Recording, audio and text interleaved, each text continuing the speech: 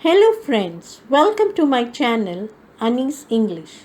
Today we are going to learn a poem based on flowers. The name of this poem is Madhobi, the Young Spring Flower. It is written by Rabindranath Tagore.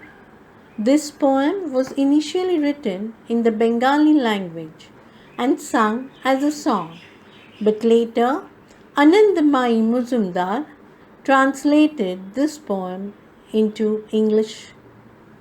In this poem, the speaker talks about a conversation held among the flowers, leaves, stars, and the wind. He celebrates the beauty of the short-lived flower named Madhobi that blooms in a creeper during the spring season. Come, let's meet the poet. Rabindranath Tagore was born on 7th of May 1861 in Calcutta, now known as Kolkata. He had a deep love and respect for nature, and he expressed this love in the forms of poems and songs. Rabindranath Tagore won the Nobel Prize for Literature in 1913. To begin with, let us read or recite the poem.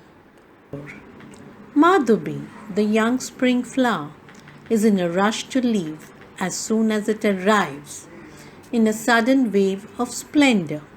No, no, cry out the leaves, whispering protest.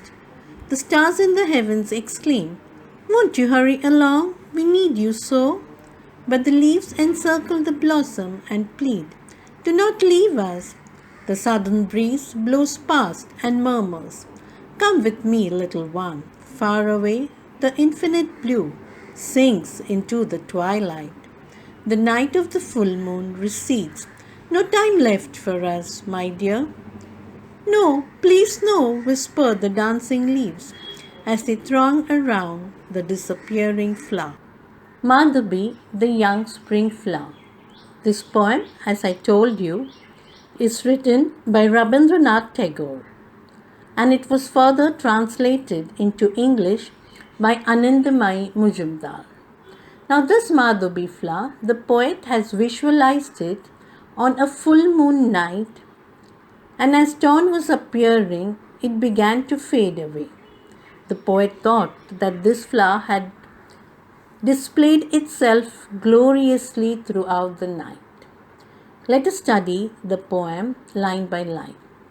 The first 4 lines suggest that Madhobi, the young spring flower, is in a rush to leave as soon as it arrives in a sudden wave of splendor.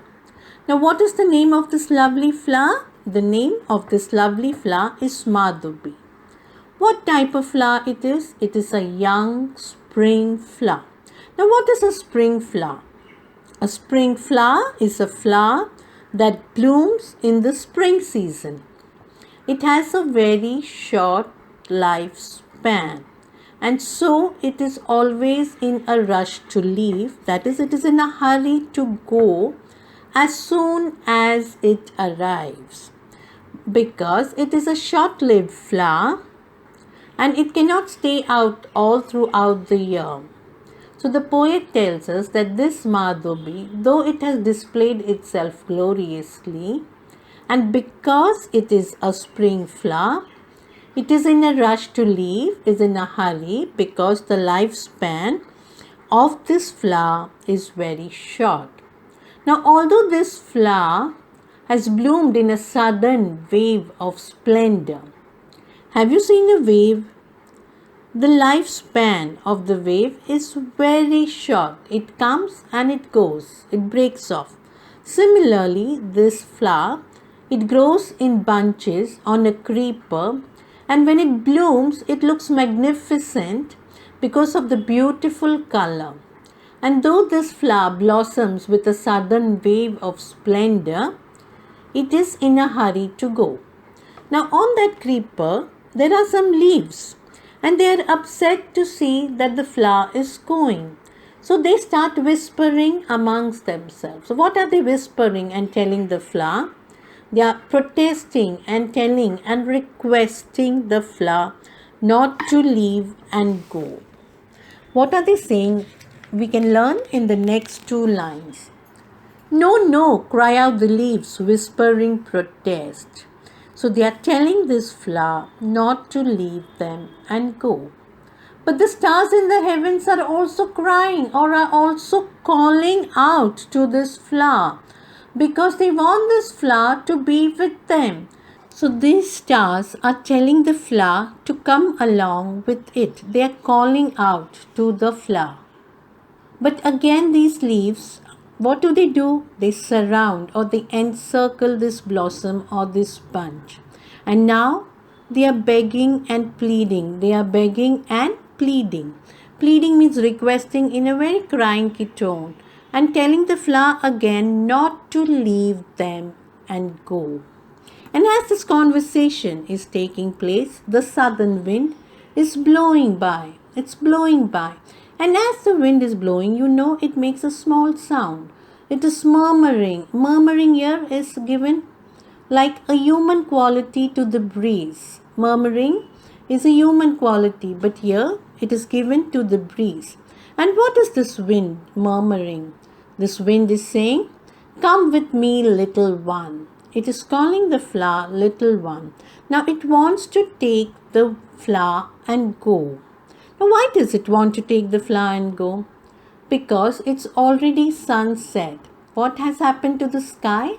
The next line tells us that the infinite blue sky sinks into the twilight. Infinite blue here refers to the sky. The blue sky now has changed its color. And why has it changed its color? Because it is twilight. Now what do you understand by twilight? Twilight is that time of the day where the sun has already set and yet it is not completely dark. And at this time, the wind is already telling the flower, "Come along, come along." Now that was a full moon night and the moon has already begun receding or going backwards or fading away or moving further away. And so this wind, when it is talking to the flower or murmuring to the flower, is telling this flower, "Come on, my dear, we have no time left." Why? Because now even the moon has begun receding and we need to go. Now the leaves again, they are unhappy. So what are they telling the flower? They are again requesting, "No, please, no." But the flower has to go. And as the flower begins to disappear or fade away or is about to die or leave, these leaves throng around or surround this flower as it is fading away, as it is dying, as it is leaving, because they know that they are not going to see this flower anymore, as it has a very short lifespan. Let us have a look at the poetic devices or figures of speech in this poem. In this poem, the poet has used the figure of speech personification at many places. What is personification? Just have a look or visualize the word personification. The word itself tells you the meaning or function of the figure of speech. Personification is something related to a person.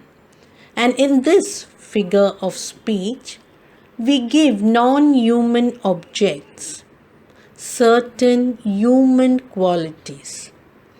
Human qualities like crying, maybe talking, maybe laughing, maybe murmuring.